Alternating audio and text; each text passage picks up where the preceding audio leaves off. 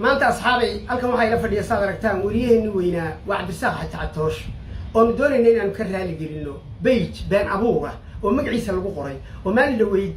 laga sheegay in uu singub dhintay kabacdina annagu haddaan haga media ay xabadan nagaga qarxeen wariyaheenna waa Cabdisaaq Xaaji Catoosh annagoo eedaynay haddaba waxaan doonaynaa asxaabay daawadayaal dhageystayaal inaad dhammaantiin ogaataan waa ummadda Soomaaliyeed Cabdisaaq Xaaji Catoosh arrintaas inaanu lug iyo sal iyo raad midna oo kala ahayn aanu doonayno inaanu ka raali gelino sida aad muuqaalkan ka aragtaanna waxaan doonayaa hadeer inaan Cabdisaaq Xaaji Catoosh waxaad yeeshaa inaad raali ka aho boqol arrinta waanu ognahay inaadan lug ku lahayn haddaad erey ka odhanaysana fadlan ku soo dhawow raaliga janna ilaahay ka raali noqdo boggaas waa been abuur magacaygu wataa sawirkaygu wataa dad nool buu dilaa baqtiya nasiib buu mar soo qoraa been buu soo qoraa laga dignootanaado walaalaha anagu beenna ma qorno ganacsi iyo beec mushtar iyo baqtiya nasiibna ma soo qorno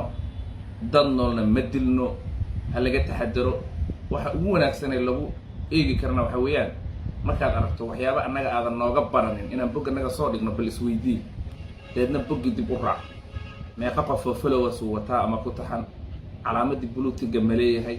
dhaqan bogga naga aad uga baratay ma yahay waxyaabahaas oo dhan baad uga digtoonaan kartaa